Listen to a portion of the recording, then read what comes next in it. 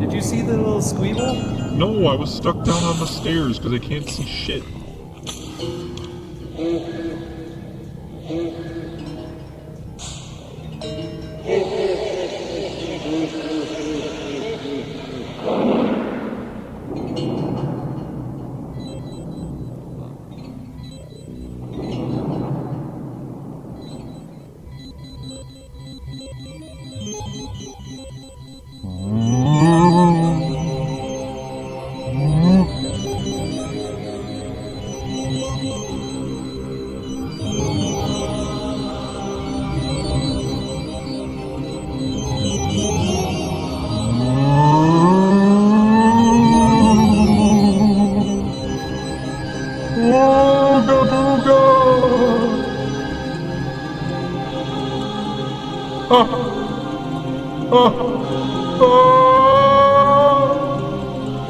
Help me, please! I'm being haunted! I am possessed by the ghost of Shkoogity Goobity.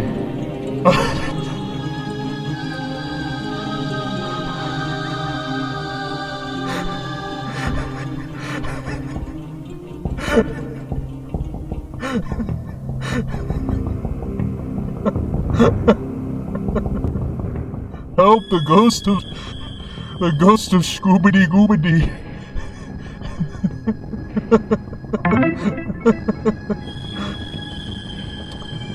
Puddle of 0 watt. Cheered 1. Triple A triple A triple A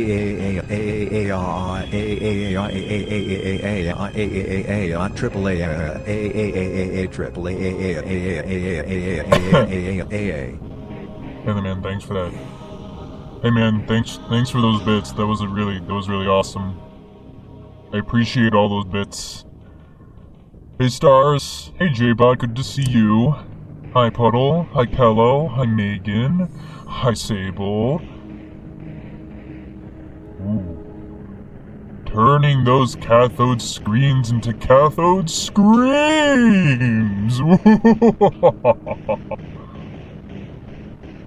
There's some pretty banging music though, I'm not gonna lie.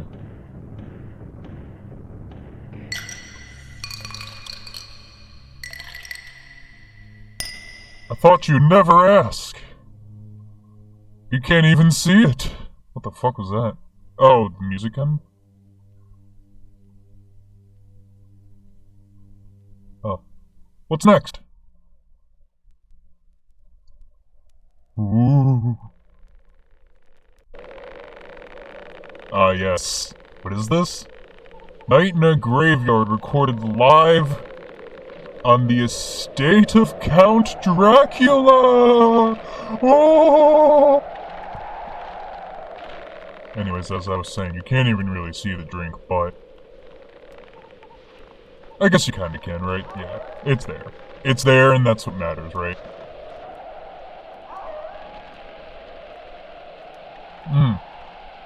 Oh, what is it?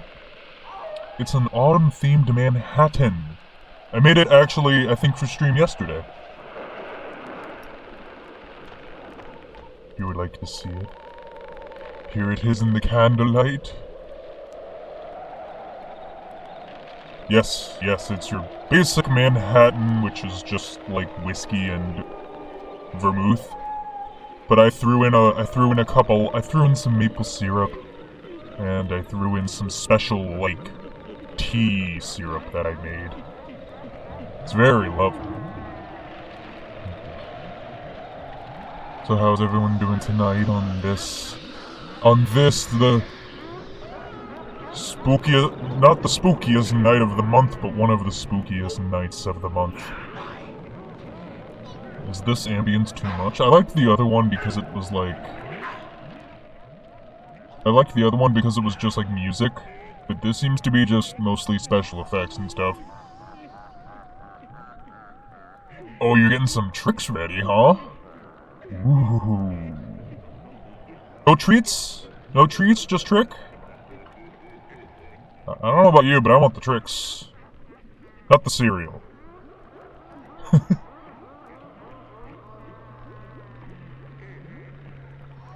Okay. Hello, Ethan. Did I already say hello, Ethan? I want trick. I mean, I'm mostly one for treats, but I'll take a trick. I lit all of these candles back here, but you can't even see them behind my fat head. So that sucks.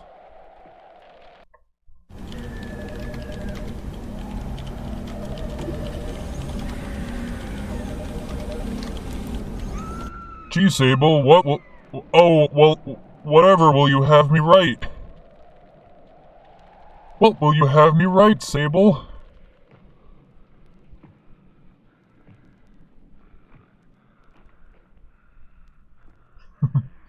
Will you even be able to see it in the dark? I don't think you will.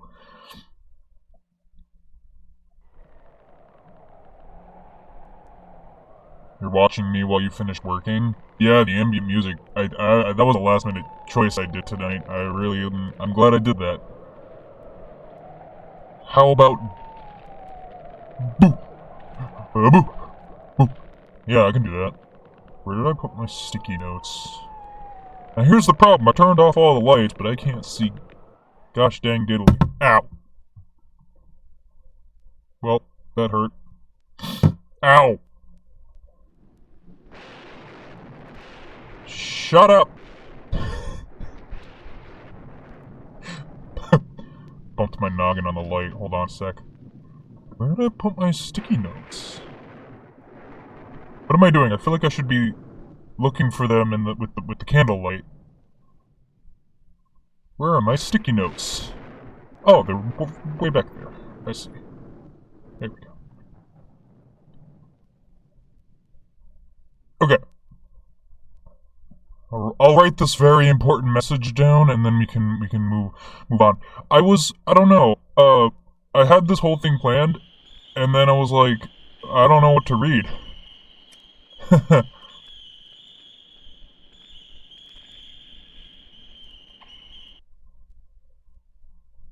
Boo.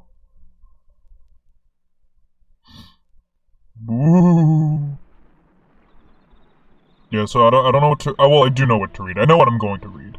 It's a fairly short story, so it'll leave room for more. So I was sitting there today thinking to myself, like, oh man, I don't know, if other people don't really have any suggestions, what am I gonna read?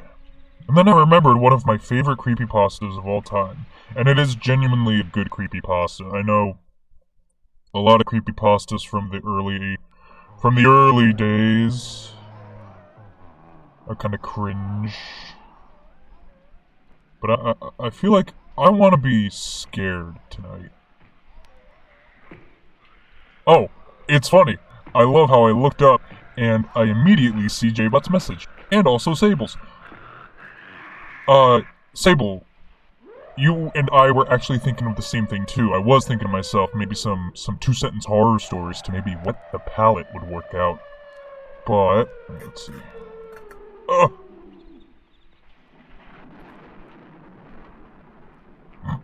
This is like, this is not ambient at all. This is just like stock horror, like stock haunted house sound effects.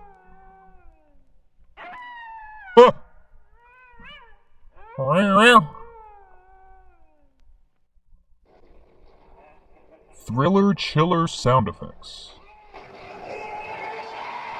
Jesus. Calm down.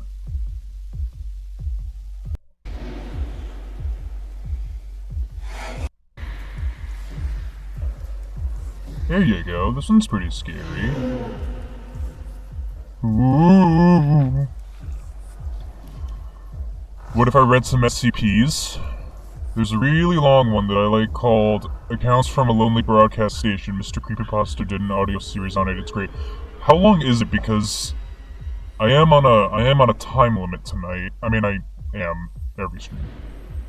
My lantern keeps like dimming and going out, so odds are I might need to put that away.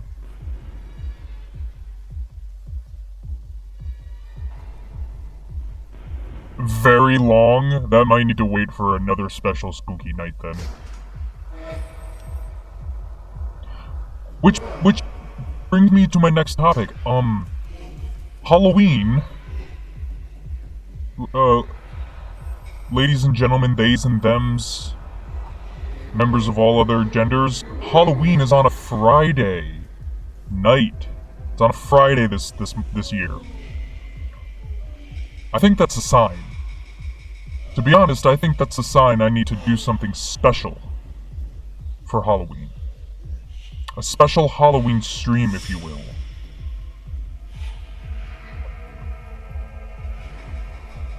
You definitely recommend listening in my free time? Yeah, I might actually check that out because I need more things to listen to during the day, podcast-wise and audio-wise. So that would be really cool. A hollow stream? Oh, a hollow stream would be so cool. Oh, Kelotello, thank you. I will take a sip for you. Just for you. So yeah, I was thinking either I maybe, like, challenge myself to try to beat a horror game in one sitting. Like, nothing too long. I guess, like, a 5-hour max game. I don't know. But, something to think about. I was thinking, like, oh, it'd be really fun to go back to Amnesia and maybe try to beat that in one sitting, see if I can do it. Because it's not... Amnesia's not that long of a game, is it?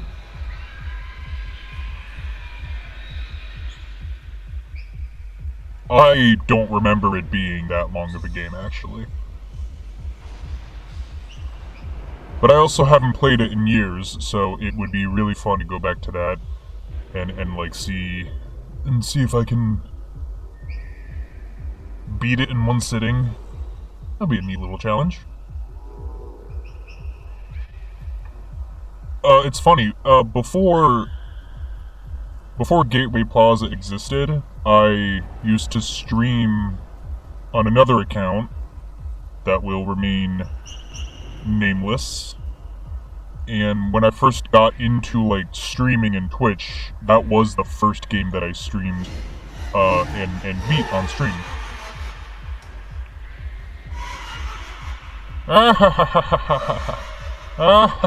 Let me know if this ambience is getting a bit too much. It might be hard to understand the talking over the evil laugh.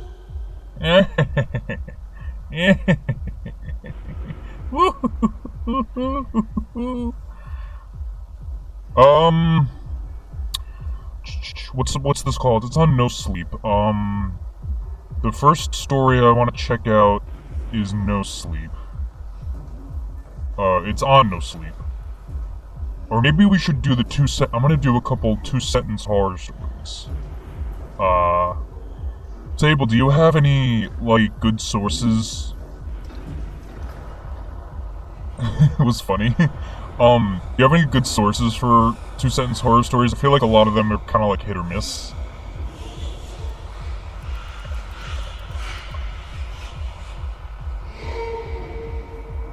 Ooh, wait a minute. Let me just browse this.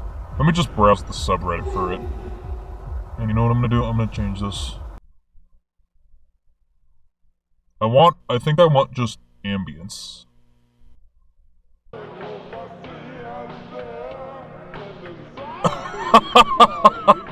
This is a vaporwave themed Halloween playlist. Oh, that's fun. That's so fun. No, I want to change this though.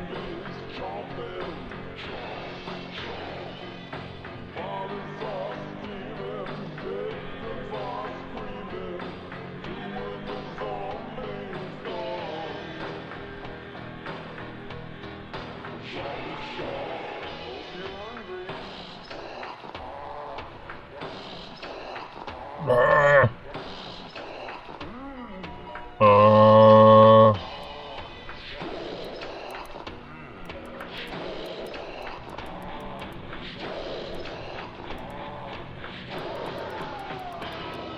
Alright, here's some. I'm gonna look up some music for reading horror stories. I really hope this isn't AI generated. This was uploaded 5 years ago, so. No, okay, they give credits to the artists. That's good. Ooh, this is good. Ooh, this is good. Okay.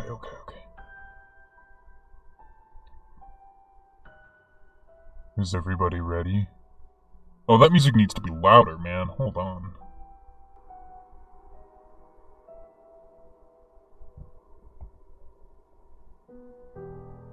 Ooh, let me put on my reverb a little bit. Or one sec. Yes. Ooh. Oh, yeah, we're good. We are golden.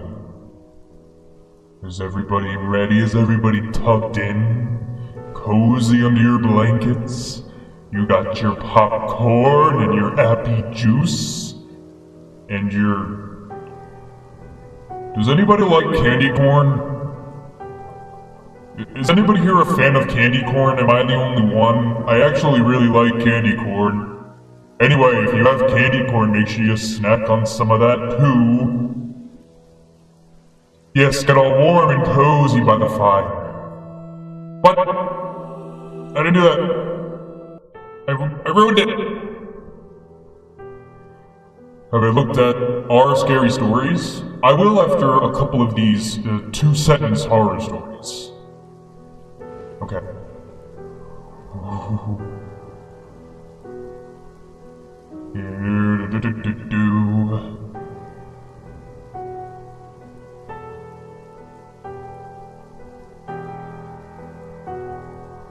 Oh, that one's rough. Whoa! Oh no! My mother cries to herself as they insert the feeding tube into my thin, limp form. Why do they have to make you gain all that weight back? That one was rough. That's sad. The top comment for that one is sad as well horrific. My camera, whatever. Sad as well horrific. Oh, I love the second comment, never write again, and that's a compliment. That was by Riddlemaker. Ooh. Yeah, they're either sad or funny. I feel like that one was pretty good. Good first one to start with, I would say.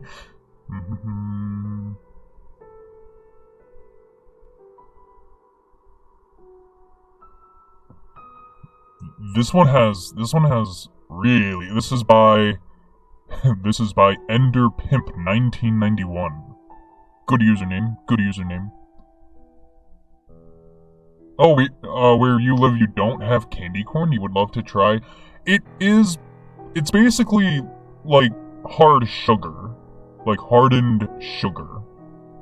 Which, it's incredibly sweet. People like that. Some people like that. Some people hate it. It's kind of a meme that people hate it. Or that's a candy, like, at all. I think it's funny, but I also like candy corn. I can munch on some. Okay. Here's a story by Ender Pimp 1991. For my final wish, I asked the genie to give me the ability to speak to and understand all animals. I had to burn all the CDs of whale songs I used to fall asleep. What they whispered was never meant to leave the depths. Alright, that one was good. Alright, I like that one. Thought that one was okay. Top comment is different. I like it. The second top comment is, we're trying to reach you about your boat's extended warranty. That's good.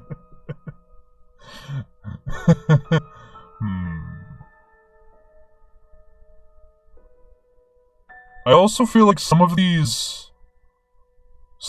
take the definition of sentence and really expand on that. Some of them have like the second sentence is like a paragraph long.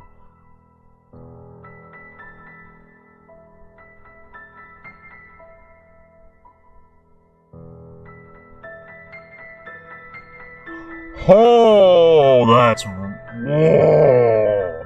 Okay. The 10...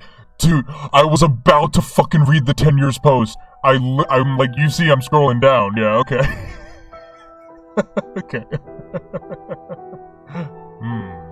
This one is by Annual Diamond 7159. I'll take 10 years from you, and in return I'll grant you $10 million, he told me. Once I got home, eager to tell my wife, I saw her in the living room frantically talking on the phone, clutching our 10-year-old in her arms. Whoa! Oh yeah, that was rough. That one was sad. Oh fuck. Oh, I like this comment that says nice twist. That one was good. I liked that one a lot. That one was scary.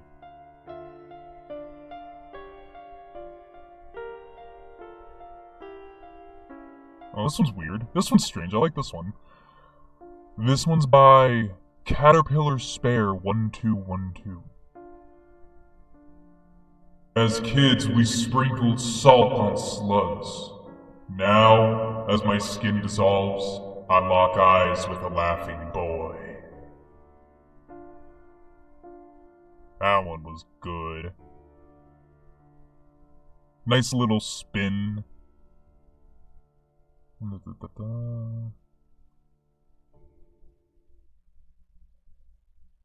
I'm trying to look for ones that have, you know, like really high up votes.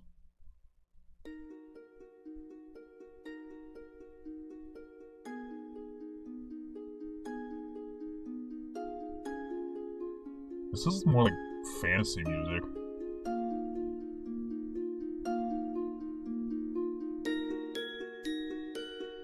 What the hell? Sort by top? Oh, good point, good point. I'll do that. What the fuck is this? Emotional music by a nostalgic dream? Get out of here. This is stinky.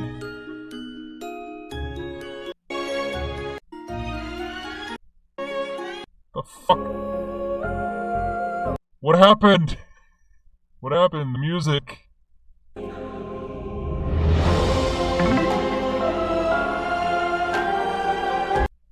Puddle of 0 cheered 1, for sale. Baby shoes. Worn ones. He's growing so quick. That was like 3 sentences. No, that wasn't. Wait, that wasn't 3 sentences. That was like 10 words. Give me some... I want to find a video that doesn't use an AI photo as like the thumbnail. That's what I really want.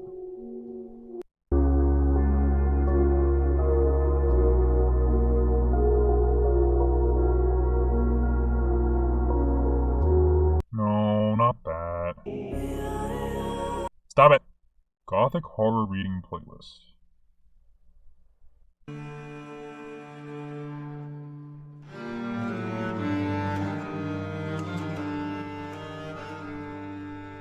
Yeah, alright, I can dig this. I can get behind this. Okay. Alright, this one is by Nessie International.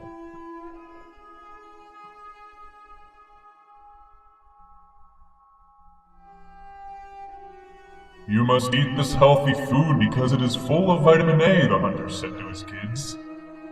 The children eagerly dug in, happy to munch on the livers from the polar bears. Oh!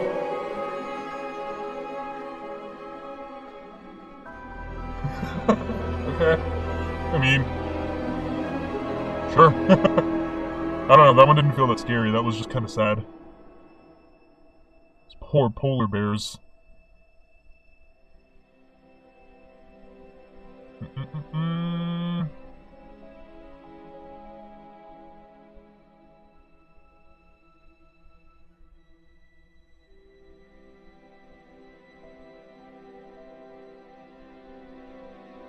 Oh, okay, I like this one because it sounds like almost like a classic scary story. I like this one. This one's by Hot Lemon Tea, and tea is spelled with 2 E's.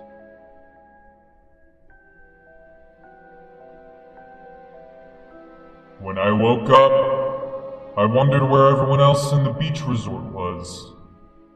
But the only thing I found were hundreds of footsteps at the beach leading directly into the ocean. That one was cute. I like that. Yeah, it seems like sorting it by top. I guess, I don't know. What is the difference? It's sorting by top, best, hot, new, rising. I guess hot, maybe? No, not hot. You're right, best.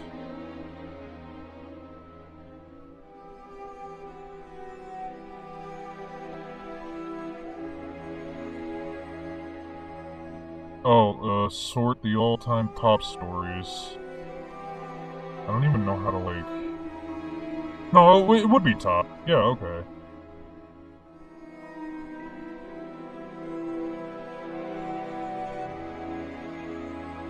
Ooh, I already like this one. I already like the look of this one. This one's by... I don't know how to spell or pronounce this username, but it's LVV Ellis. I suppose that's the best I can do.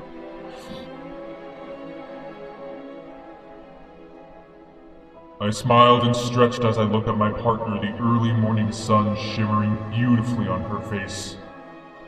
My smile dropped as I saw my own body next to theirs, and no matter how many times I pleaded not to let her wake up to the voice behind me said it was time to go.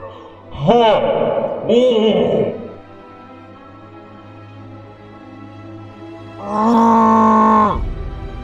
That was sad. That was rough.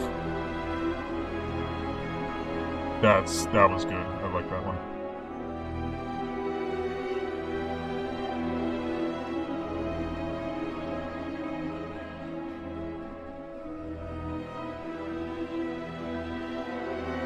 Oh, this one's... I like this one. I like this one a lot. This one's cool.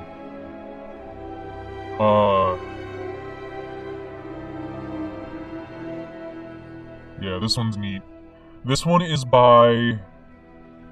Spaghettis. Seeing all the clothes and shoes of the Titanic's passengers strewn around the wreck is an awful sight. But it's the countless footprints in the seabed that are truly terrifying. Oh no!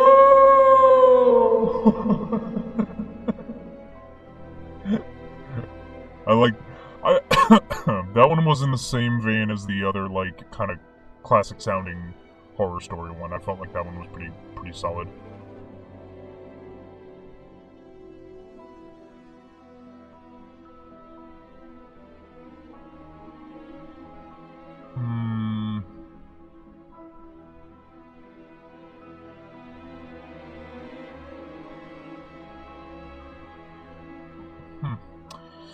Da, da, da, da.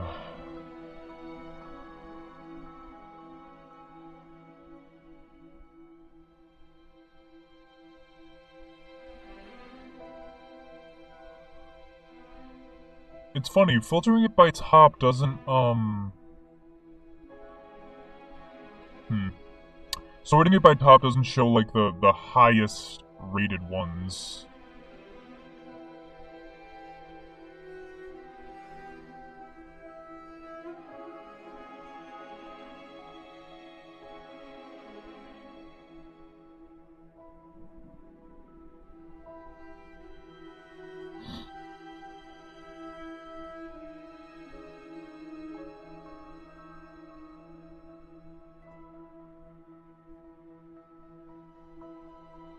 The highest upvoted one is 40k. How would I even look for that one?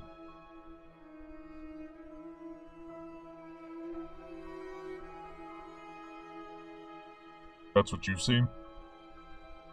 40k or 4k? Cause I see one that's 4k. I'll read it though. It looks pretty neat. This story is by decency_wear. Ooh.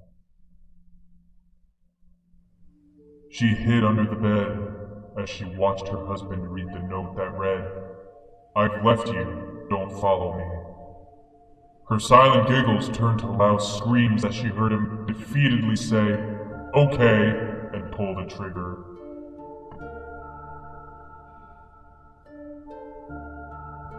Ooh! Ooh! Ooh! Ooh! Scary. Horrifying. So where would I find the post that has 40k upvotes? Who don't, like... I guess I could keep scrolling until I find it, but that sounds scary.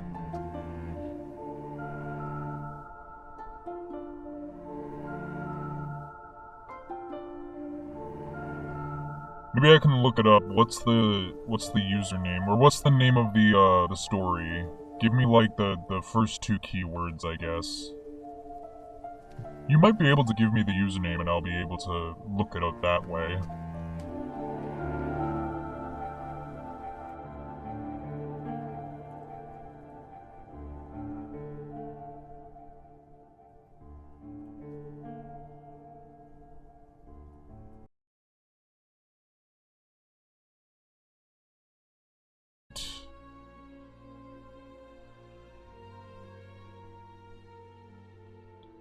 Hello, am I back? Hello? Hello? Is everybody still here?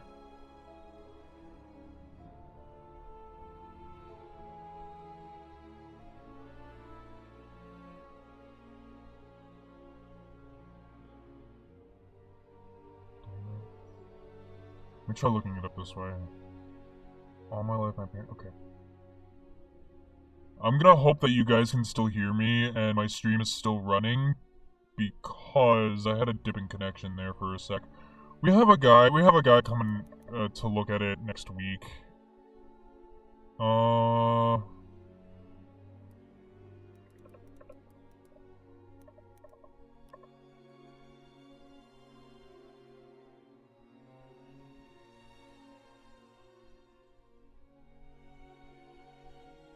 Oh, here it is. Okay.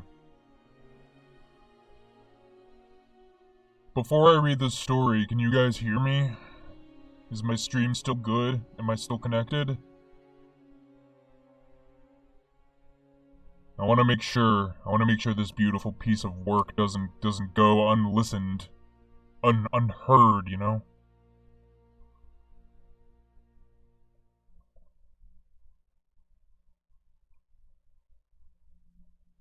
Refresh. Refresh. Refresh what? My stream? Or...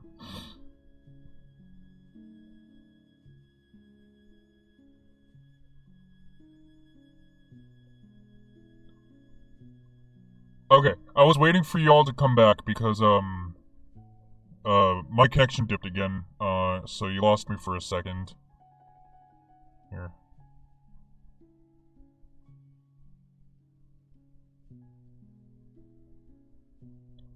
But I was waiting for y'all to come back. I found the story, so that's good. So are we ready? This Last two-sentence horror story, and then we're gonna move on to something else. We're gonna move on to my favorite no sleep post. That one's gonna be good. It's a longer form one, but I think it's short enough to read, and I think it's gonna take. Yeah, we'll get there when we get there. So this is the highest rated post on two-sentence horror stories. It is by Daireth D. Drakeson. Here we go. All my life, my parents have told me not to open the basement door, but I got curious and disobeyed them. What is that glowing ball in the sky, and why does it hurt my eyes?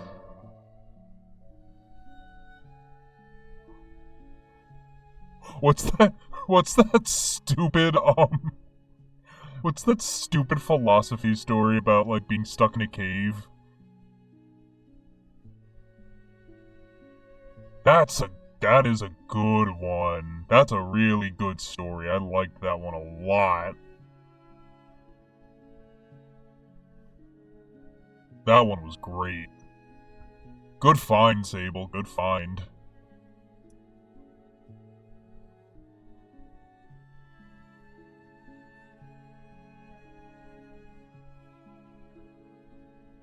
With the people looking at their shadows? Wait, is that the one? The people looking at their shadows. Is that the philosophy story? Would you call it a story, a tale? I don't know.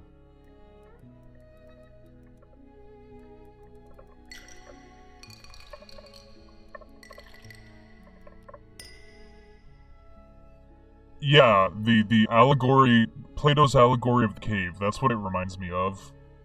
Megan wants me to sip. I'll take a sip, Megan, don't you worry.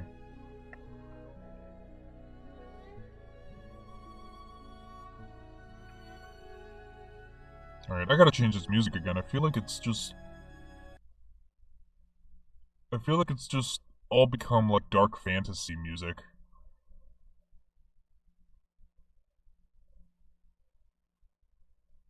That's AI, that's AI. Oh, I like this one. It's not AI, it's just a picture of the moon.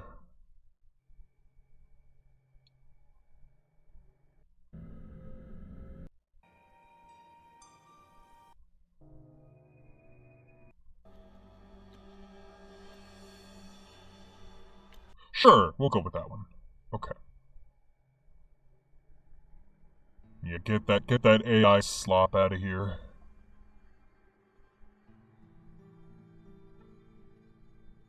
Alright. Let me look this up real quick.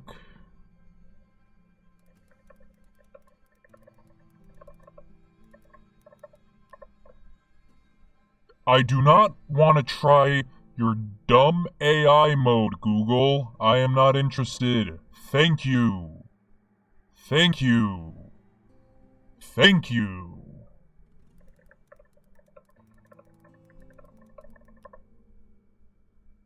Yeah, this is a fucking great story. Okay.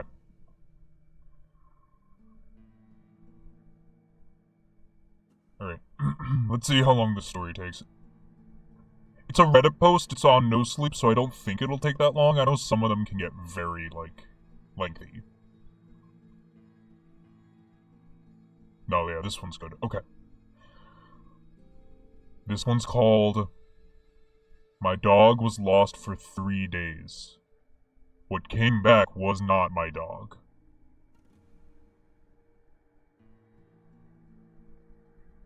As a kid, I was raised in a small fishing community on the eastern side of Canada, surrounded by the Gulf of St. Lawrence and the Boreal Forest.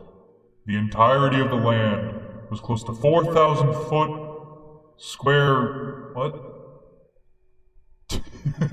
Mood ruined! The entirety of the land was close to 4,000 square feet, with an even smaller number of residents sprawled out over Main Street. The main road running straight through our little town, and farming houses spread widely between areas of trees that were changed to domestic residential homes when agriculture stopped being profitable. In total, our community is surrounded by a vast expanse of ocean and a seemingly endless barrage of trees that spread up 55% of Canada's entire country. I spent most of my life hunting in those woods, so you can imagine my joy when my parents got me a hunting dog. Sandy was a Shetland sheepdog. And while they were more fit to be herding and tracking sheep over grassy plains rather than rabbits and deer through dense forest, it didn't stop me from taking him with me on every excursion I possibly could. Sandy had been by my side for enough hunting trips that he'd grown accustomed to waking up just before breaking daylight, and on a few occasions helped me track down small game like squirrels and rabbits through considerably large areas of forests. Sandy wasn't my property and wasn't treated like he belonged to me. Sandy was a member of the family, my best companion, and my truest friend. I think fondly back on all the times he'd sit in the front seat of the truck without being told, ready to go for a walk in whatever part of the forest I took him to. I can honestly say that there will never be a dog that will fill the void Sandy left in my life. I find that dog lovers relate to that sentiment more than others. It was October 30th, the first day of deer hunting season. I had been talking with my family about taking Sandy, my hunting gear, and some essentials to one of the cabins my grandfather owned in his heyday off an unmarked road a few hundred miles into the wilderness for a few days. This was met with a lot of protesting, but nothing could stop me from getting in some time looking for wild game in an area that wasn't already picked clean by illegal hunters earlier on in the month.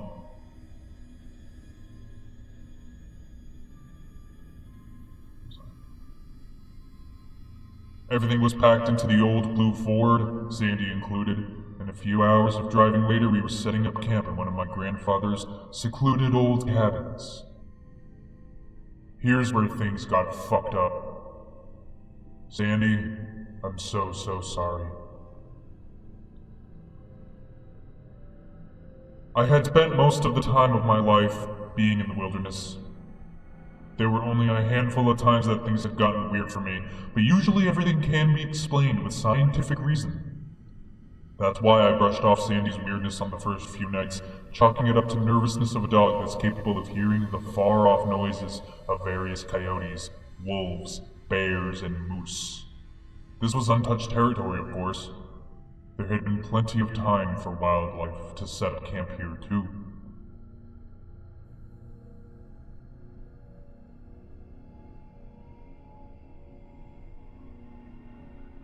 The first night was fairly normal. I had set up Sandy's bed in the corner of the living room next to the TV that looked like it came out of the early 90s. I figured I'd give Sandy the option to have some place to lay down for a while, despite the fact that he slept curled up with me 9 times out of 10. Close to 10 at night, Sandy looked straight at the wooden door and whined. I figured he needed to piss and opened the door to let him out, not worried about having my best friend stray too far from me. Instead, he sat just inside the door, looking out at the forest's edge beyond the path. I too stood and looked for a few minutes before deciding he had just heard an errant critter close to the cabin. The rest of the night was fairly normal, and Sandy slept with me fine. The second night, I chalked the weirdness up to Sandy's stress. Earlier in the day, we had been walking a few miles through the woods beyond the house, and I thought I heard the sound of twigs cracking under something heavy. I hoped it wasn't a moose because my shotgun wouldn't have stood a chance, but something changed in Sandy that I didn't pay close attention to at the time. He hunched himself on his hind legs, his front pressed close to the ground, his mouth pulled up over his teeth, and he growled towards nothingness. I figured we'd try hunting again later, if whatever it was had left and should he be feeling up to it. But once we were inside, he did not want to move. Even when I tried to get him to go outside and do his business, he sat at the door and cried, wailing at me to let me know he didn't want to go out there. I didn't pressure him. If he pissed on the floor, so be it. Sandy never acted up before. I could excuse an accident or two. If he really didn't want to be out there, it must have been a bear, I thought, before locking the door and calling it a night.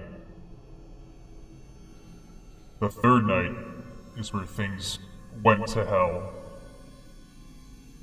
And I still don't fully understand what happened. Sandy didn't eat all day. I managed to shoot a rabbit in the early morning when Sandy decided he didn't want to be outside any longer than he had to and retired inside for the day. I cooked it up, threw a little gravy on it, and gave it to the dog. I didn't do this all the time, but I figured now was a special occasion and maybe a treat would put him in a better mood for another walk the next day. Sandy didn't touch it. He didn't so much as sniff it. Instead, he sat at my side on the couch, watching the doorway intently. I tucked him under one of my arms and he laid his head on my lap, eyes still locked on that door. Close to 3 hours of watching grainy VHS tapes on an outdated television set, Sandy started crying, hugging himself close to my body. This is where my judgment took me down the wrong path, for the first time of many.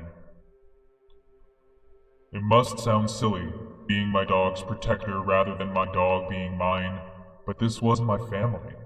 I figured if there was something out there that was scarring Sandy so bad, then it was my job to do something about it.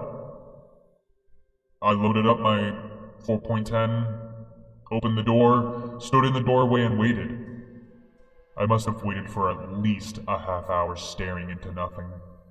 There was barely any sound, save for the faint buzz of insects and leaves rustling in the cold autumn wind. Moose aren't elegant creatures, and if it were a moose, I would have heard it coming. Around the 40-minute mark, Sandy took off like a shot into the darkness of the trees beyond the path, barking wildly. I started to get worried, despite my knowledge that my dog isn't entirely helpless in the wilderness. There were still bigger animals that would have liked to take a bite out of him if there wasn't a lot of food for the winter. I heard Sandy's bark fade away in the distance, and then stop altogether. I waited hours standing in the doorway with my shotgun cocked and ready to put down whatever it was that was waiting in the woods. I waited hours for Sandy to come back to the house. I waited until the sun was cracking through the trees, and then I waited until that night, sitting on my porch step, feigning off sleep deprivation to see my dog come back. Sandy did come back, but not for another 3 days. Fog had rolled in at that point, and it was getting darker, the night painting sky navy blue. Tracking over the last few days proved futile, and I started to get worried that I'd need to leave and find more provisions to last me the next few nights. I couldn't leave Sandy up there lost in the woods, cold and probably hungry. The thought that he might be waiting out there for me to find him and bring him back home was distressing enough. I was packing the bag that hung on the coat rack next to the door with what I'd need for the next day's trip.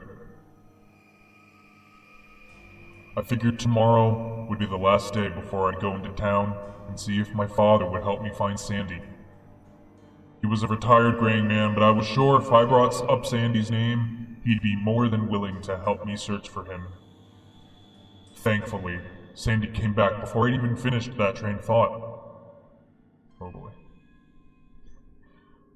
I saw him from the window, on the path that led down to the main road, a few dozen feet away from the house.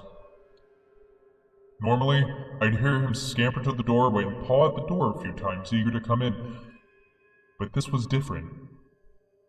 I can see the reflection of his eyes as green pearls in the murky fog that had swamped the house. For a moment I thought it might be an animal, but the outline of his head and the wisps of thick low-lying clouds was unmistakable. Still, despite myself, I hesitated. There was something different about his body language. I stared out the window for a few more moments before reason overcame my gut instinct. Sandy could be hurt, I thought. Or worse. I flung the doorway open, but he didn't come right away. Instead, he stood there, watching me intently. And when he didn't move, I whistled to him. "Here, Sandy!" I coaxed him towards the house. "Here, boy!" The way he moved was different. It was as though his hips had been dislocated, and the angle of his paws changed direction with every step, as though he'd forgotten how to walk properly. His head was bowed to the ground, but his teeth weren't bared. He didn't seem aggressive. The only way I could describe the look he gave me was sheepish, like he'd just gotten into something he wasn't supposed to, and I yelled at him for it. I thought he might hurt himself hopping up onto the elevated step if he'd dislocated his hips, but he did just fine. His back half swung a little, oddly enough, and his paws almost folded underneath himself, but he didn't go sprawling. He sat on the step and didn't take his look off me. It wasn't until I had moved from the doorway completely, opened the door wide, and waited for him to walk in that he moved. Straight to his bed. He didn't stop at my hand and sniff at me. He didn't wait for pets or jump on me like he used to. It was just straight to his bed, where he sat and watched me for quite some time afterwards. I returned to the movie at hand, and I called to him a few times, but he didn't respond. His ears didn't so much as raise to the sound of his voice or the pat of my hand on the worn-out couch beside me. I had missed my buddy, but I wasn't about to move him physically towards me. There was something about him that said I shouldn't have let him in, but I chalked it up to silliness, and a few hours later I went to bed. The more I think back on it, I don't recall him blinking once. He sat there like a statue, and when I turned off the light, I could still see the reflection of jade green following me as I went into the room and shut the door.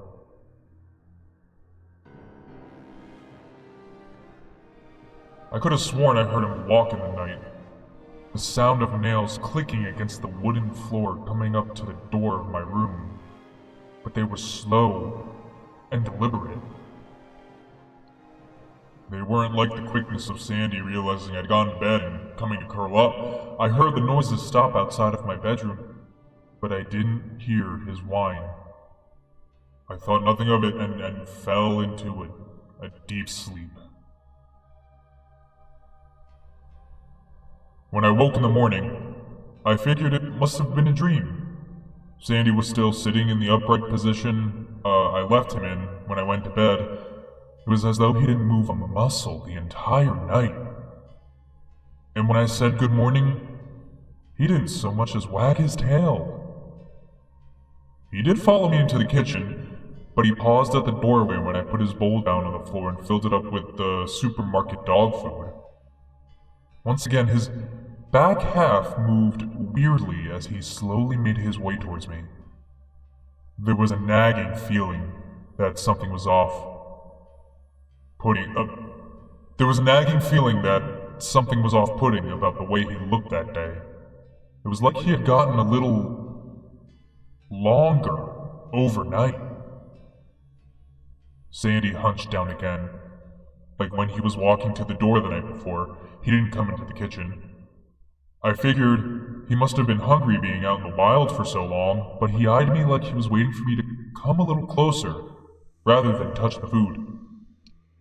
It goes without saying, but after a few moments of a staring contest between me and my unblinking dog, I called off that foolishness and called his name out loudly.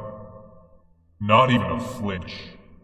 I didn't want to move closer to my dog to leave the kitchen door, but this was my Sandy, and the most damage he'd ever done was eat flies.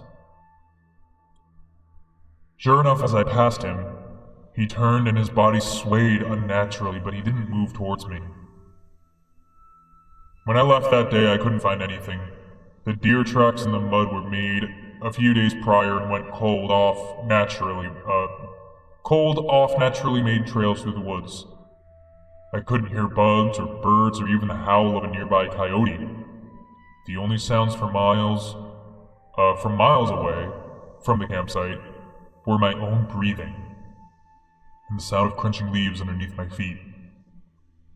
When the sun started to set, I started making my way back, but I should have just packed my shit and left. Just behind a cluster of trees, with the house just visible beyond the rise, I figured I found out the reason why the animals had abandoned this place. Generally, when there are mass animal deaths, that usually means that something is wrong in the area of the slaughter, and wildlife are usually smart enough to get the hell out of Dodge. Even cats are bred instinctively not to like drinking from water that is close to where their food is, because if you saw a dead animal close to a stream, you'd figure the stream was tainted and find another source of water. Hundreds of squirrels were disemboweled and strewn across the grass in an almost perfect circle. Most of them were skinned alive, but when I turned to heave up all the contents in my stomach, there were a few dozen that were inside out. I couldn't help but vomit repeatedly as I tried my best to walk around the circle of tiny organs and mashed up bodies, not just over the sight, but because the smell was ungodly. I don't know how long they'd been out there, but if I'd stumbled across this sooner, I'd have left with Sandy in tow immediately after. Gradually, the bodies stopped and delved off into a random dead squirrel here and there. The biggest thing I managed to find just a few feet off the unholy feeding ground was a deer.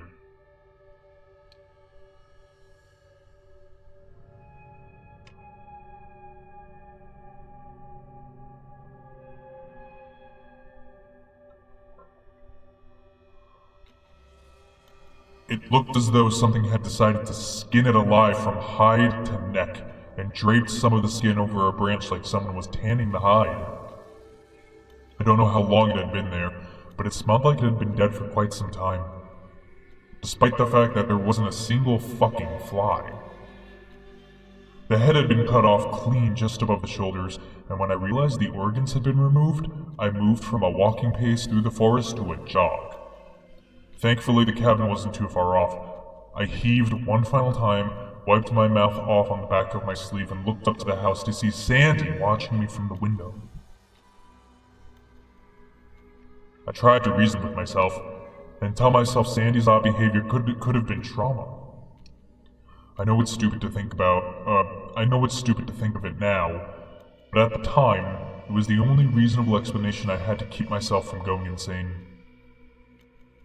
The elongated body could have just been the loneliness getting to me. Sandy had realized there was something up with this place, and the second he noticed it, I should have taken this warning and taken off back into town. Once the door was shut behind me, I started packing the food and essentials back into boxes, moving quickly to try and get my things into the truck before night came. It'd be dangerous to try and maneuver my way through the trails at night, as the hills off Kelly's mountain were steep, and in pitch darkness, with my only companion being my headlights, it would have been easy to slide off a ravine and never be heard from again. I didn't want to stay one more night, but I had no choice. I had gotten back to the house just moments before the sun finally receded past the horizon, and we were bathed in a navy blue sky once more. I didn't pay attention to Sandy. He just sat at his bed and watched me pack. I figured no harm, no foul. I'd throw his stuff in the truck in the morning and we'd be back in town before night the next day. Glancing at him for just a moment, it was a passing thought that he was looking a little longer today. And when I went to bed, it was a hard time getting to sleep for the next few hours. It must have been close to 4 or 5 in the morning when I heard it. The sound of whistling. The same whistle I used to call my dog. I broke out into a cold sweat when I realized that whoever slaughtered those squirrels, hung the skin up, left what he didn't need, could have very well broken inside my house. The door to my room didn't make a sound as I opened it slowly, thankfully. I waited a moment, listening to someone call my dog for a few more seconds before I dared poke my head out from the doorframe to get a good look at whoever it was that could have hurt Sandy. The outside door was open. All I saw was the back half of Sandy, too long and too lanky, almost coiled around the back of the door. His front half was outside. Whatever it was that had impersonated my dog, it was whistling slowly, calling for Sandy.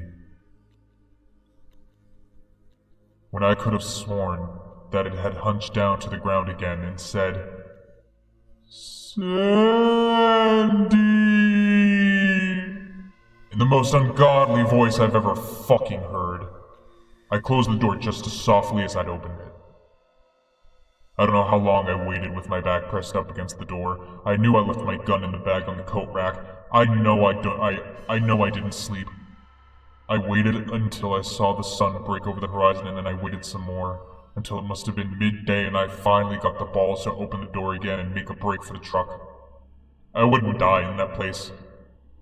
Sandy was gone, and the door was open.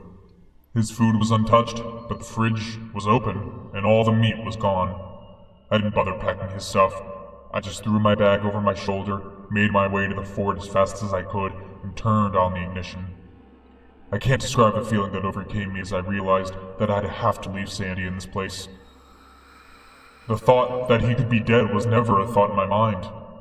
I don't think I could cope with the knowledge that whatever I allowed into my house, whatever disemboweled those animals, could have done the same with him. I made my way down the winding path and roads as fast as I possibly could, without veering off the cliffs. I felt like I was turning in circles down this labyrinth that would take me back to that house. But when I reached the pavement on the stretch of road back to town, I felt relief wash over me, thinking I was safe. Just as I was pulling off onto the cement, I felt something hard hit the back of my windshield, sending broken glass into the passenger seat. I only got a glimpse of the deer's decapitated head, catching on unbroken glass and tumbling into the back seat. I cried for most of the way home, hands clenching the steering wheel so hard my knuckles were white. I wish I could leave this off with a positive, no sleep. I wish I could tell you that I found Sandy at home waiting for me. I wish I could tell you that that was the end of it. A traumatizing experience in the woods that I'll get over with time. But last night I found it hard to sleep. I kept replaying the entirety of my trip to Kelly's Mountain in my head. I figured I wouldn't be sleeping for a while and laid there, listening to the wind through my open window. I could have sworn I heard the whistle I used to call my dog with, coming from the forest's edge. If you go on trips with your dog, No Sleep, I advise that you don't let them out of your sight for too long. Because what comes back might not be your dog.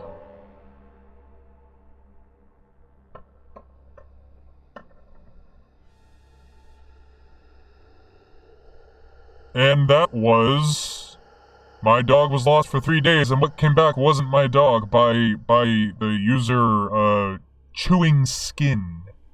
What a fantastic username. It came back wrong. Yo, no, that's genuinely one of my favorite stories of all fucking time on No Sleep. Yeah, it's just so fucking good. And I mean, I can only hope my reading skills were good. It's just like, the description of an animal that's like longer than it should be really fucking hit me. It's so gross, like, oh. And that's what really got me, like, the whole description of the elongated torso, like the wobbliness of the dog. TV Static's a good Plaza pal. TV_static_ is now at Plaza pal. Oh my god, you're gonna freaking kiss me. How are you gonna do that? IRL TV head. Yeah, that's me. If you want to get literal, it's a computer, but who's counting? Who's counting? It's okay. Okay, so that was my personal favorite story. Holy shit! Ganokapaki rated my stream with 17 viewers. This is the scariest thing ever! Holy fuck! Oh wait, sorry, my audio just fucking peaked. Holy shit! Milk Monskip is now at Plaza Pal. We brought batteries. Oh, boo! Ooh, Peacetime Gaming is now at Plaza Pal. spooky time! Oh my fucking god, guys! Oh shit! Holy shit! Thank you so much! Holy fuck! How many more times can I? Is now at Plaza Pal. How many more times can I curse about this? Thank you. Oh my god, guys. Okay, guys. It's spooky story night. Do you guys have any suggestions? I just finished reading my personal favorite one. Did you see the little squeeble? No, I was stuck down on the stairs because I can't see shit. Hello, you're one of the TVs. No. I will not speak of the events that just happened. Big head. It is so wonderful to meet other TV heads. Can I follow y'all on Instagram? Do I follow? I'd love to follow y'all on Instagram. For sale. Squeeble never seen. Squeeble never seen? What do you mean what's on your screen right now? Oh, you don't? Oh, you gave it up a long time ago. Oh, neither do you? Oh, that's fine. You're bad at social media. I mean, me too. You thought I might be reading scary stories to tell in the dark? Oh, I could 100% read a scary story to tell in the dark. I would love to read some. Hunt you down in the woods at 3 a.m.? That's what you do to follow people? What's a TV head doing in the woods at 3 a.m.? Can I even look up scary stories to tell in the dark? Does anybody else remember scary stories to tell in the dark besides me and Ian? Let me see. I can't fucking see my stupid keyboard.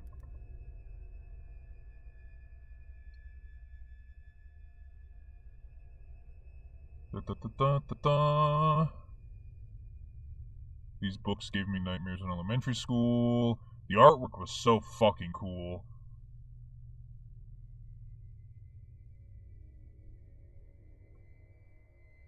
Sex suits? Suit Brothers?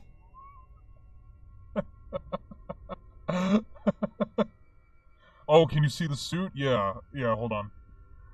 How do I do this without ruining the vibe? Yeah, you can see that. Okay. This is my holiday suit. Let me do a little pose for you. You want me to do a little turn on the catwalk? This is my little turn on the catwalk. But now I gotta turn back around because the cable is around my legs.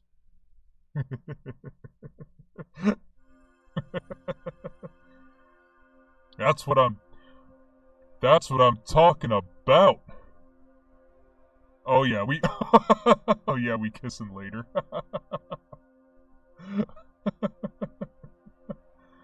You don't think you've ever read the book as a kid? Definitely missed out.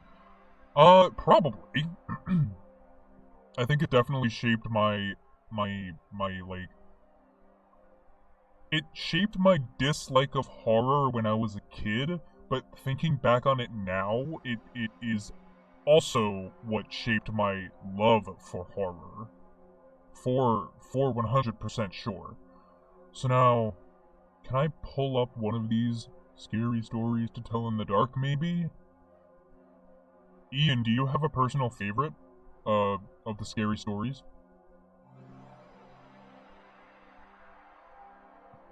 Let's see here. Oh, I like how this page says, this chapter is filled with jump stories you can use to make your friends jump with fright. Yeah, what's your favorite? I mean, in the meantime, I'll except shit that takes place in deep water. You know what's really funny about that? I love the ocean because of how terrifying it is. Like, part of the reason I really like the ocean, and I like swimming in the ocean, don't ask me how I can do that without frying my circuits. I know, it's weird, we're moving on from that. But, I love swimming in the ocean, and I also acknowledge how absolutely terrifying the ocean is. Your friends are forcing you to play Still Wakes the Deed. Oh! Ian was... My friend Ian in chat here wants me to play that game pretty bad, too. I could play a Lazy Masquerade video. He's a scary story horror YouTuber. I could. I might save that for another night, if you all plan on coming back some night, because I want to do some just scary stories tonight. But I have had a couple of times, last year, that I would watch, like, scary YouTube videos. My ass is gonna die.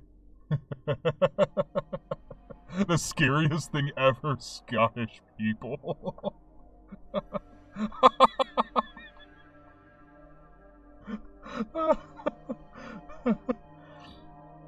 Yeah, scary video night. We're gonna do that next week. How about that? Come back next Thursday, or, I mean, I don't know. I'm so spontaneous with my stream plans. I try to stick to a schedule, but, come back next week, and I'll definitely be doing a scary, like, video night. You'll be there? Yeah, you 100% will be there. Okay, Ian has requested... There was an oil rig full of Scots. Ooh. Oh no. Alright, here we go. Okay. Big Toe. Give me some different music here, buddy. Ooh, that's good. That's good. That's some good music right there. Are you guys ready for the Big Toe? It's Big Toe time. It's Big Toe time!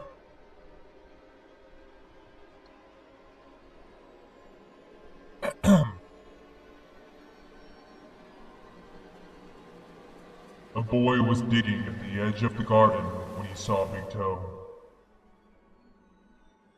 He tried to pick it up, but it was stuck to something. So he gave it a good, hard jerk, and it came off in his hand. And then he heard something groan and scamper away. The boy took the toe into the kitchen and showed it to his mother. "It looks nice and plump," she said. "I'll put it in the soup and we'll have it for supper." That night his father carved the toe into 3 pieces, and they each had a piece. And then they did the dishes. And when it got dark, they went to bed. The boy fell asleep almost at once. But in the middle of the night, a sound awakened him. It was something out in the street. It was a voice, and it was calling to him. "Where is my toe?" it groaned. When the boy heard that, he got very scared. But he thought, "It doesn't know where I am. It will never find me." And then he heard the voice once more, only now it was closer. "Where is my toe?" it groaned. The boy pulled up the blankets over his head and closed his eyes. "I'll go to sleep," he thought, "and when I wake up, it'll be gone." But soon he heard the back door open. And again, he heard the voice. "Where is my toe?" it groaned.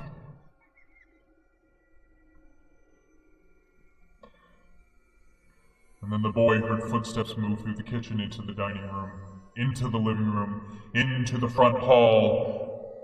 Then slowly they climbed the stairs. Closer and closer they came. Soon they were in the upstairs hall. Now they were outside his door. "Where is my toe?" the voice groaned. His door opened. Shaking with fear, he listened as the footsteps slowly moved through the dark toward his bed. And then they stopped. "Where is my toe?" "You got it! Whoa! Oh no! Oh my god, that's so scary! Oh no, please! Ah! No!"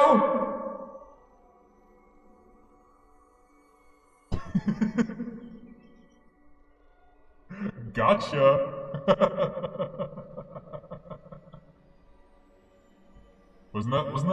wasn't that horrifying, you guys? Wasn't that great? Oh, wait a minute, there's... Squeal? No, I was stuck down on the stairs because I can't see shit. Oh, Puddlefoot, 100%, that's a Cub Scout camp story. Absolutely Cub Scout story. What are some other ones? Let's see.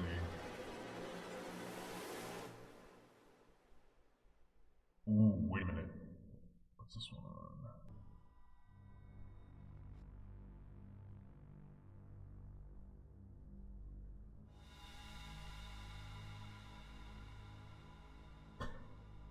These stories are so funny. My reverb is still on. Bruce Coville? Oh no, what was his name? Alvin Schwartz. Yeah. Alvin Schwartz. Okay, here's one called... Here's a story called The Thing. And now the drawing that accompanies this is absolutely horrifying. So let's see. Okay. This one is called The Thing.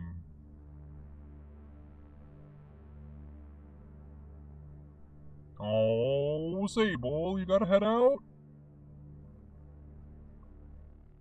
That's okay. I'm glad you came by, though. I'm really happy you came by, and I'm happy you got to experience my favorite no-sleep story. I hope you have a wonderful night. Try not to be too scared, okay? Ooh. Okay. The Thing. Ted Martin and Sam Miller were good friends. They spent a lot of time together on this particular night.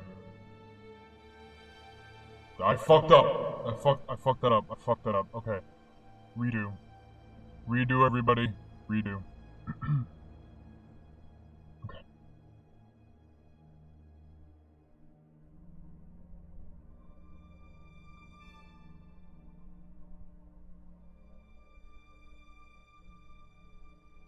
Ted Martin and Sam Miller were good friends. They spent a lot of time together.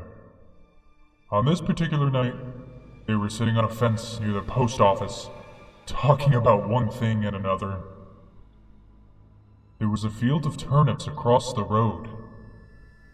Suddenly, they saw something crawl out of the field and stand up. It looked like a man, but in the dark, it was hard to tell for sure. And then it was gone. But soon it appeared again. It walked halfway across the road, then it turned around and went back into the field. And then it came out a third time and started towards them. By now, Ted and Sam were scared, and they started running. But when they finally stopped, they decided they were being foolish. They weren't sure what had scared them, so they decided to go back and get a better look. And pretty soon they saw it, for it was coming to meet them. He was wearing black pants, a white shirt, and black suspenders. Sam said, "I'm gonna try to touch it, and then we'll know if it's real." He walked up to it and peered into its face. It had bright, penetrating eyes sunk deep in its head. It looked like a skeleton. Ted took one look and screamed, and again he and Sam ran. But this time the skeleton followed them. When they got to Ted's house, they stood in the doorway and watched it. It stayed out in the road for a while, and then it disappeared. A year later, Ted got sick and died. Towards the end, Sam sat up with him every night. The night that Ted died, Sam said he looked just like that skeleton. Oh no! That was good. That one was good. I like that one a lot. God, these are such classics. These are so good. I think I read a couple of these last year too, for like a special stream or something like that. I don't know. But yeah, that was a good one. Excuse me.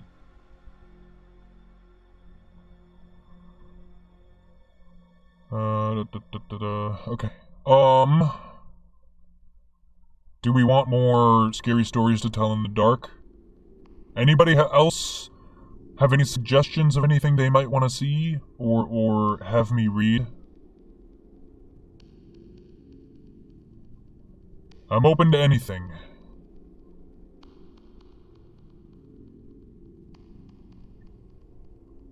You're cool to move on to something else? I don't know what to move on to, though. That's the problem.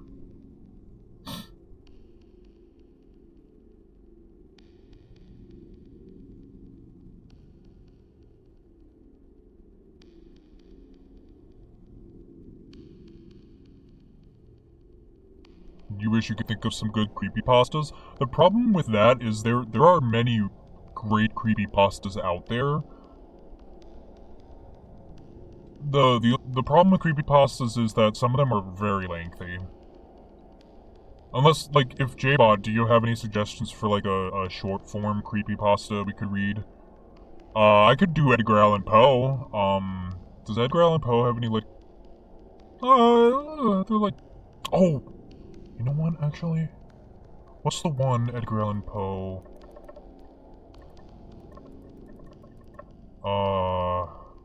Is it Telltale Heart? Is Telltale Heart the one where the heart's like in the floorboards or something? Yep, that's the one. Okay, let's do it. I'll read that.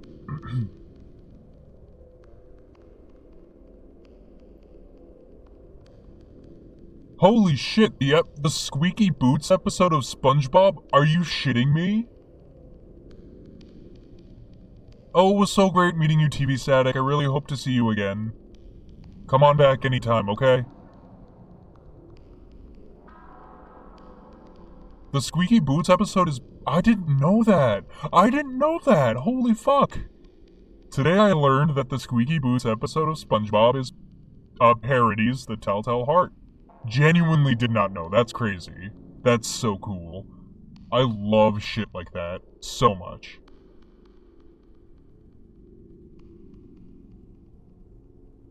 Okay. What time is it? It's 10:30. Okay, we probably have time for Telltale Heart and, like, another story, maybe? Oh, it's not... Oh, I would not expect it to be a one-to-one. But it had to have been the inspiration. Oh, 100%. Now, it makes sense now that you bring it up. That's so fun.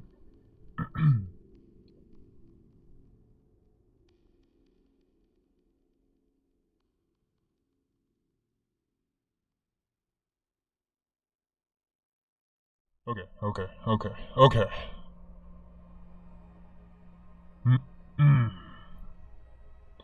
The Telltale Heart by Edgar Allan Poe.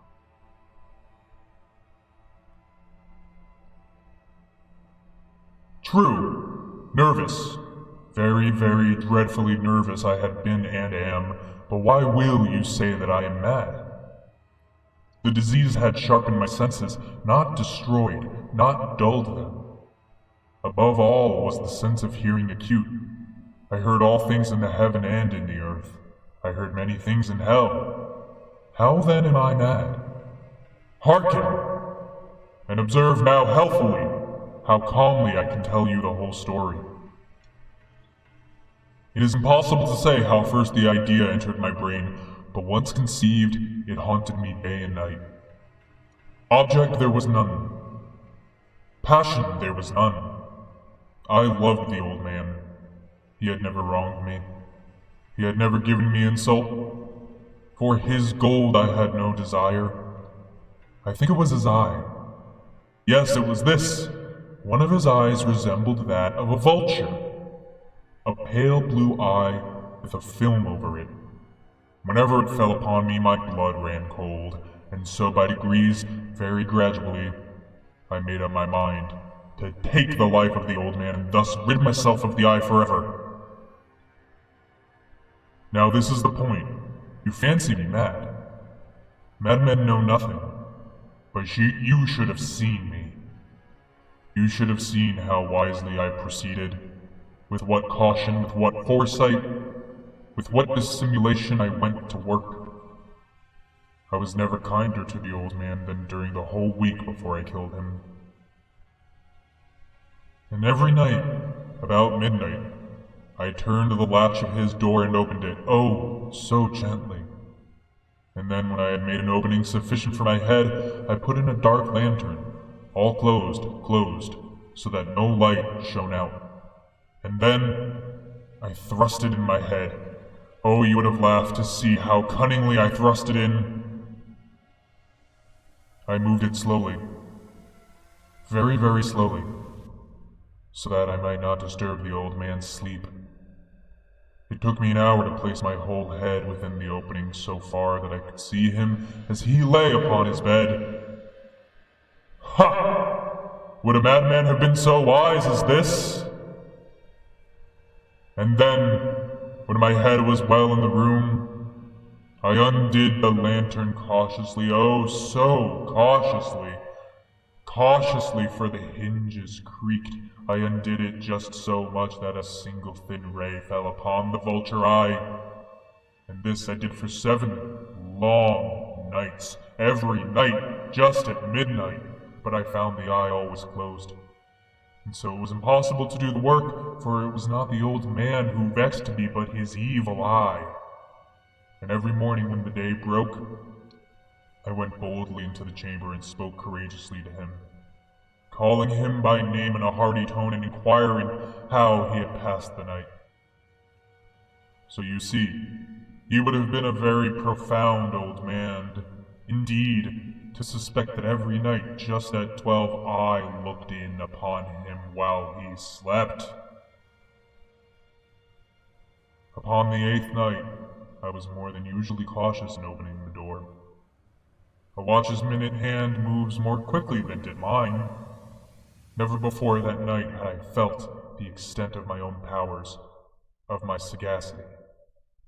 I could scarcely contain my feelings of triumph to think that there I was opening the door little by little, and he not even to dream of my secret deeds or thoughts. I fairly chuckled at the idea, and perhaps he heard me, for he moved on the bed suddenly, as if startled. Now you may think that I drew back, but no. His room was as black as pitch with the thick darkness, for the shutters were closed, fastened through fear of robbers. And so I knew that he could not see the opening of the door, and I kept pushing it on steadily. I had my head in, and was about to open the lantern, when my thumb slipped upon the tin fastening, and the old man sprang up in the bed, crying out, "Who's there?" I kept quite still and said nothing. For a whole hour I did not move a muscle, and in the meantime I did not hear him lie down. He was still sitting up in the bed listening, just as I have done night after night, hearkening to the death watches in the wall. Presently I heard a slight groan, and I knew it was the groan of mortal terror. It was not a groan of pain or of grief, oh no! It was the low, stifled sound that arises from the bottom of the soul when overcharged with awe. I knew the sound well. Many a night just at midnight when all the world slept, it has welled up from my own bosom, deepening with with its dreadful echo the terrors that distracted me. I say I knew it well. I knew what the old man felt and pitied him, although I chuckled at heart. I knew that he had been lying awake ever since his first slight noise. When he had turned into bed, his fears had been ever since growing upon him. He had been trying to fancy them causeless, but could not. He had been saying to himself, "It is nothing but the wind in the chimney, it is only a mouse crossing the floor, or it is merely a cricket which has made a single chirp." Yes, he has been trying to comfort himself with these suppositions, but he had found all in vain, because death, in approaching him, had stalked with his black shadow before him and enveloped the victim. And it was the mournful influence of the unperceived shadow that caused him to feel, although he neither saw nor heard, to feel the presence of my head within the room. When I had waited a long time, very patiently without hearing him lie down, I resolved to open a very, very little crevice in the lantern. So I opened it. You cannot imagine how stealthily, until at length a single dim ray, like the thread of the spider, shot from out the crevice and fell upon the vulture eye. It was open, wide open, and I grew furious as I gazed upon it. I saw it with perfect distinctness, all a dull blue with a hideous veil over it that chilled the very marrow in my bones. But I could see nothing else of the old man's face or person, for I had directed the ray as if by instinct, precisely upon that damned spot. And now, have I not told you that what you mistake for madness is but over-acuteness of the senses? Now I say, there came to my ears a low, dull, quick sound, such as a wash makes when enveloped in cotton. I knew that sounded well, too. It was the beating of the old man's heart. It increased my fury as the beating of a drum stimulates the soldier into courage. But even yet I refrained and kept still. I scarcely breathed. I held the lantern motionless. I tried how steadily I could maintain the ray upon the eye. Meantime, the hellish tattoo of the heart increased. It grew quicker, and louder every instant. The old man's terror must have been extreme. It grew louder, I say louder, every moment. Do you mark me well? I have told you that I am nervous, so I am. And now at the dead hour of the night, amid the dreadful silence of that old house, so strange a noise as this excited me to uncontrollable terror. Yet for some minutes longer, I refrained and stood still, but the beating grew louder. I thought the heart must burst, and now a new anxiety seized me. The sound would be heard by a neighbor. The old man's hour had come. With a loud yell, I threw open the lantern and leaped into the room. He shrieked once only. In an instant, I dragged him to the floor and pulled the heavy bed over him. I then smiled gaily to find the deed so far done. But for many minutes the heart beat on with a muffled sound. This, however, did not vex me. It would not be heard through the wall. At length it ceased. The old man was dead. I removed the bed and examined the corpse. Yes, he was stone dead. I placed my hand upon the heart and held it there many minutes. There was no pulsation. He was stone dead. His eye would trouble me no more. If still you think me mad, you will think so no longer when I describe the wise precautions I took for the concealment of the body. The night waned and I worked hastily but in silence. First of all, I dismembered the corpse. I cut off the head and the arms and the legs. I then took up 3 planks from the flooring of the chamber and deposited all between scantlings.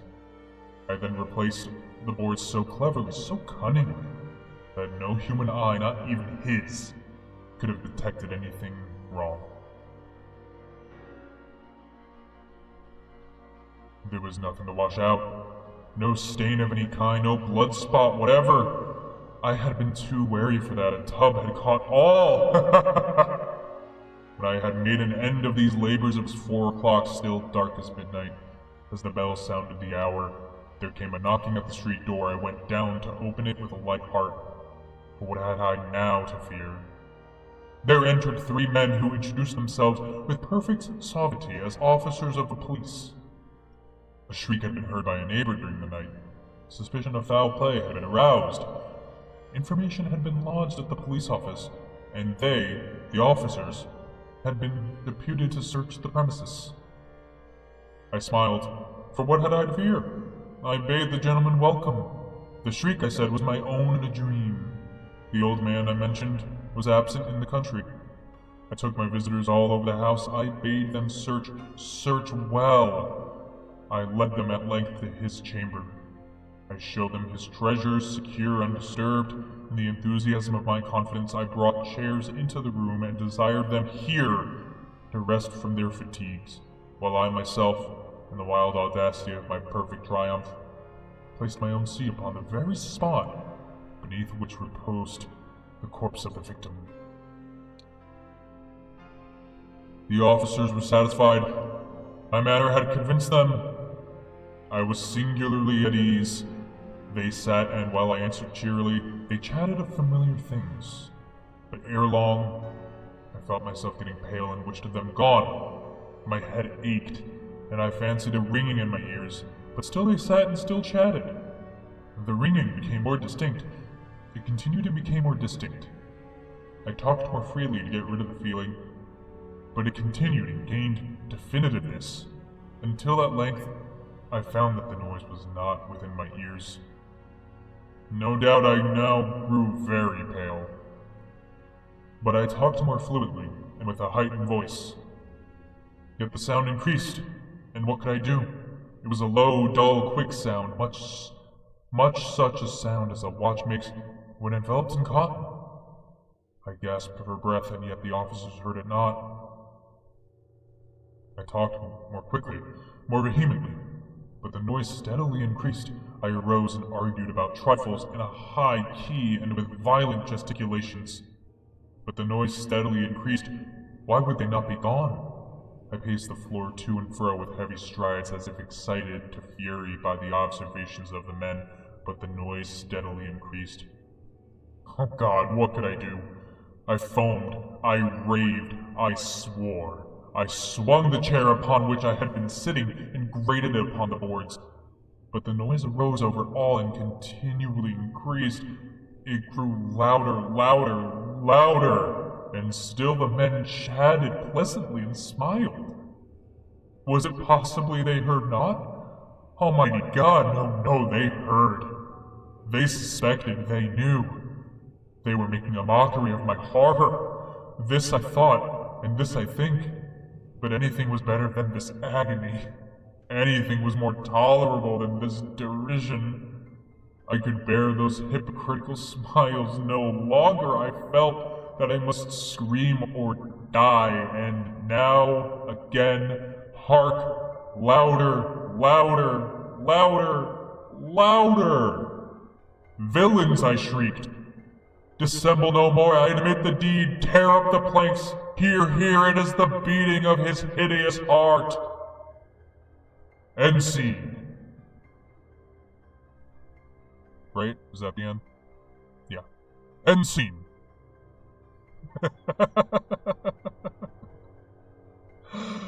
How was that, guys? Was that acceptable? Was that an acceptable reading of The Telltale Heart by Edgar Allan Poe?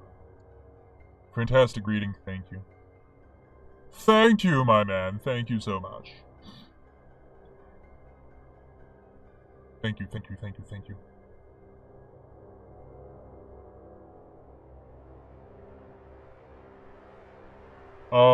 Cool. It is such a good performance piece. I could feel the theater major in myself coming back out. Felt like I was revisiting an old self. Or an older self. You know what? Unless Puddlefoot, if you're still here, I know you said you were looking for something. You were looking for a specific story, but you think it's too long. Yeah, I was a theater major. I went to school and I got a degree in theater technology specifically. I was no actor. Actually. I was no actor. I studied all the backstage stuff. So I hung out with a lot of actors. I took some acting classes, but I didn't really do anything with that aspect of it. And you're an art major. Ho ho! Well, la-ti-da.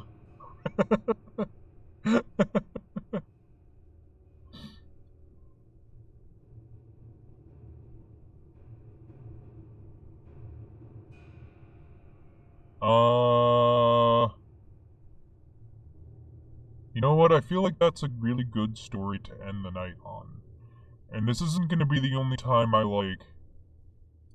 do a scary, media consumption night sort of thing. I think I mentioned next week I might want to try doing some scary YouTube videos. Yeah, I really enjoyed doing that last year. I want to rewatch Gemini Home Entertainment with y'all, and with any new people that have joined the channel. I would love to watch that with you because that is my favorite analog horror YouTube series. Yeah, Ian, 100% do something similar. You would do so well. You're not getting any notifications when I'm on? That's weird. That's weird. Oh my god, I'm so sorry, Glow. I wish I could help you fix that. I feel bad.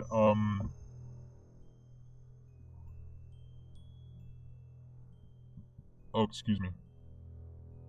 I don't know if you follow me on Instagram, but I also make a story post every time I go live there, so I don't know if that'll help.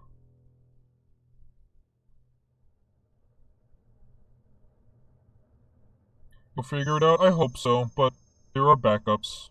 There's Instagram. There's Discord if you feel like joining that. Maybe I can look into it too and see if I can come up with a solution for ya.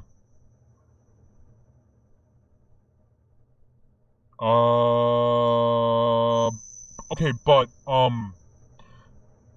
think this is the end for tonight. I think I had a very good read through of some stories. Glow, I really hope you didn't just join, because now I feel extra bad. I hope you at least got the tail end of one of the stories that I read.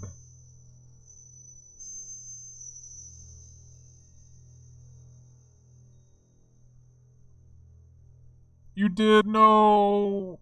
Okay. Alright, Glow, you know what? Here, I'm gonna do something. I'm gonna do something for you.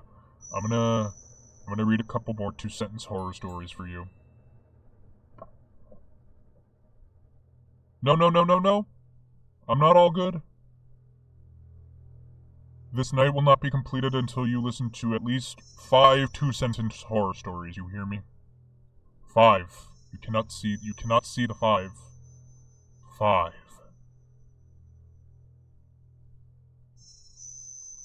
I'm gonna pick them at random, so I hope they're good. Number 1.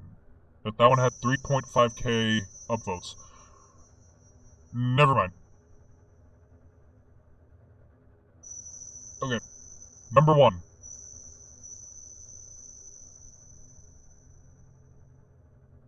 This is a story by Miss Miss Nemesine. I think that's how you pronounce that word. 2 ships passed each other in the blackness of night, one hailing the other in blinking Morse code as the captain radioed back to base. Houston, are you seeing this too? And that one was okay. Okay. Second one. Okay.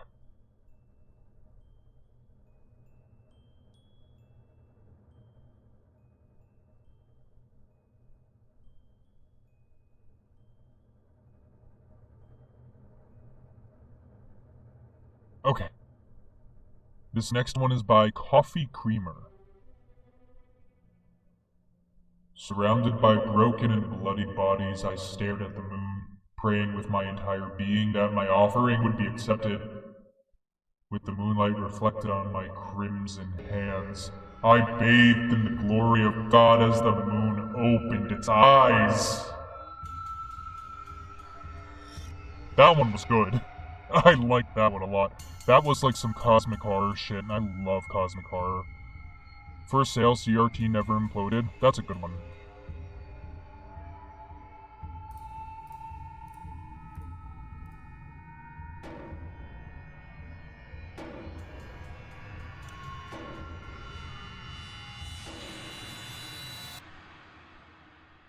Okay. Number 3. By the Good Side of Reddit. Seeding life on a new planet was a noble enough cause for our colony to do 40 years in stasis on the way to TRAPPIST-1. I wonder how many of us would have gone through with it if they'd mentioned we'd remain conscious for the duration. That one's good. I like that one.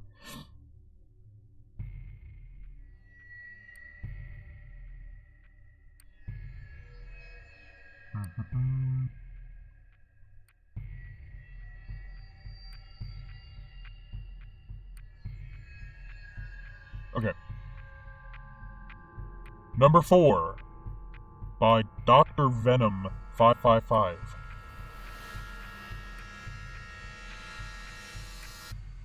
As a schizophrenic, I relied on my service dog to tell what was real. So why is she barking at all the faceless men? Ooh. Chilly.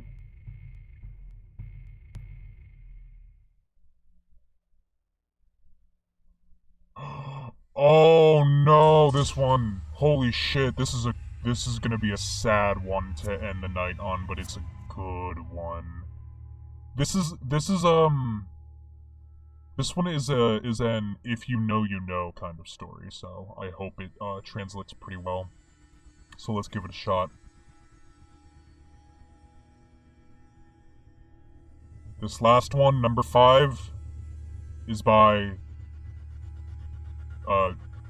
Durdriuo. I don't know, Driuo.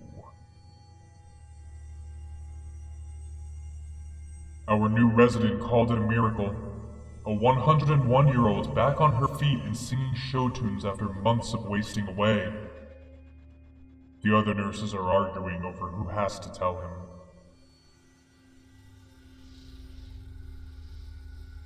And that's it. That's that one. Now that one is horrifically depressing. That one's rough. Yeah, in case nobody knows, cause I didn't for a while, the medical term for that, it's a real thing. The medical term for that is terminal lucidity. And basically means somebody who's been like kind of deteriorating over time suddenly gets a quick burst of life in their step before they pass away shortly after. Horribly depressing. Anyway, I hope everybody sleeps well tonight, and I really hope I didn't give you all nightmares, okay? No nightmares, okay? So, y'all are gonna have a good night, okay? And here's another scary story. I am out of town this weekend. There will be no streams this weekend. Ooh, I sometimes stream on Saturday mornings, but this weekend I am busy. Ooh, so I won't be back until next week. Stay connected. Stay connected with me on Instagram. Join my Discord. If you want, you'll get constant updates on the state of things and the state of my streams. Oh my god. Oh, good night, everybody. Bye bye. Okay, bye.